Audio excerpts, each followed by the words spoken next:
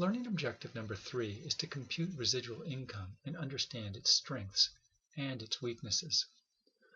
Our residual income is the net operating income that an investment center earns above the minimum required return on its assets.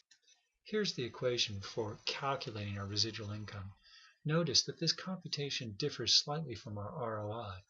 Our return on investment measures our net operating income earned relative to an investment in average operating assets. In other words, it was net operating income divided by average operating assets.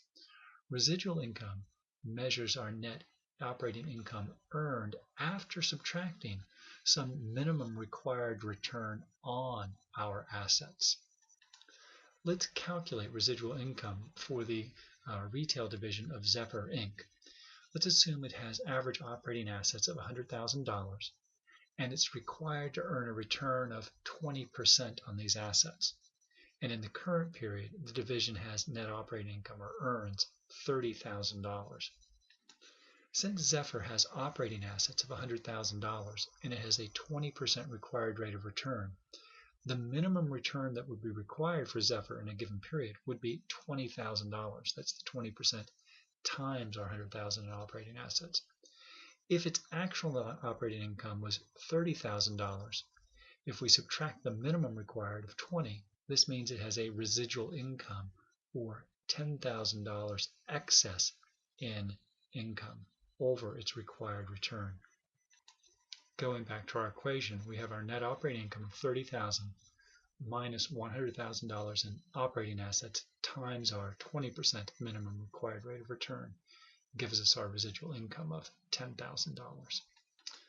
We're going to find that our residual income approach encourages managers to make investment decisions that are profitable and in the best interest of the company that perhaps would have been rejected by managers who were being evaluated only on the basis of return on income.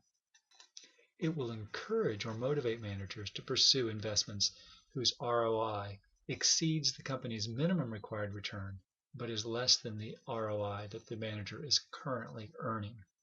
We'll look at an example. But first, let's consider Red Wing Awnings, a division of Wrap-Up Corp. It has net operating income of $60,000 and average operating assets of $300,000. The required rate of return for the company is 15%. Take a minute and calculate the division's ROI. The ROI would be 20%. We'll take our net operating income of $60,000 and divide it by our $300,000 in average operating assets to get our 20% ROI. Continuing on with that example, if the manager is evaluated on the basis of ROI, will the manager of the Wrap-Up Corporation's Red Wing Awning division want to undertake an investment of $100,000 if it's going to only generate $18,000 in operating income for the year? Notice, currently she had a ROI of 20%, and this particular investment opportunity generates $18,000 on a $100,000 investment and 18% ROI.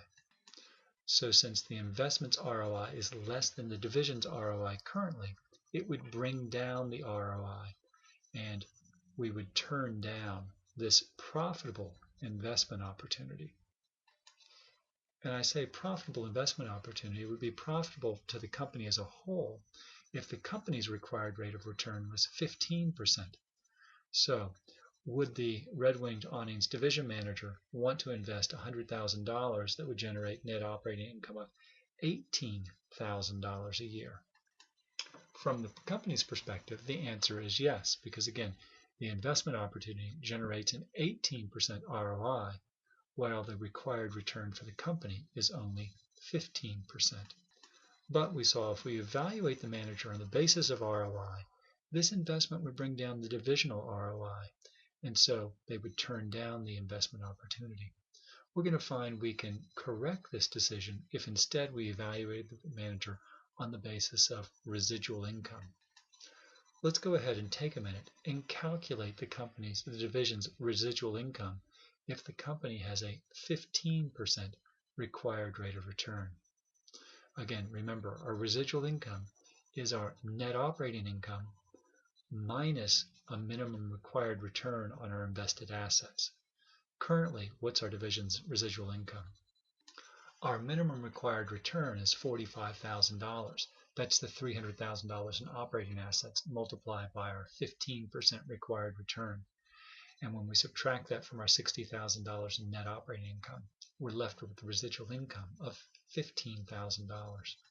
Now let's revisit that investment decision, assuming the manager is evaluated on the basis of residual income. Will they want to make that additional investment of $100,000 if it generates net operating income of $18,000 per year? If we look only at the project, we can see the answer is yes, because the project provides net operating income of $18,000 on an investment of $100,000. And on that $100,000, our required return will be $15,000. So that will increase our residual income by $3,000. We can also get the same answer by looking at total net operating income after our investment will be $78,000, and our invested assets will be $400,000, and with a 15% required return, we need to earn a minimum of $60,000. So our residual income will be $18,000 after the investment, where before the investment it was only $15,000. While our residual income approach can avoid the difficulties or problems associated with underinvestment when we're using ROI, that is, divisional managers turning down projects that would benefit the company as a whole but reduce a divisional return on investment, our residual income has one major disadvantage. It can't be used to compare the performance of divisions of different sizes. Recall that the retail division of Zephyr had average operating assets of $100,000 and a minimum required rate of return of 20% and net operating income of $30,000. This left it with a residual income of $10,000. Let's assume that there's also a wholesale division for Zephyr, and it has operating assets of $1 million and the same minimum required return of 20%. If it has net operating income of $220,000, its residual income will only be $20,000. From a residual income perspective, it appears as though our wholesale division is performing twice as well as the retail division. But because of its larger size, we would expect the wholesale division to have a higher residual income. But in comparing our ROI, or return on investment, we see that the retail division has an ROI of 30% compared to the wholesale division's ROI of only 22%. So our residual income is useful for motivating managers to make the correct investment decision, but it's not necessarily a useful metric for comparing divisions of differing asset bases or sizes. Let's walk through another example. The Juniper Design Limited of Manchester, England is a company specializing in providing design services to residential developers. Last year, the company had net operating income of £600,000 on sales of £3 million.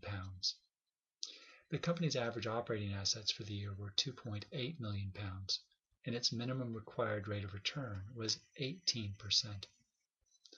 Let's calculate the residual income. First, we need to calculate our minimum required return, which will be our average operating assets of £2.8 million times our 18% required return, which gives us a minimum required return in pounds of 504,000. If we subtract this from our net operating income of £600,000, we're left with the residual income of £96,000.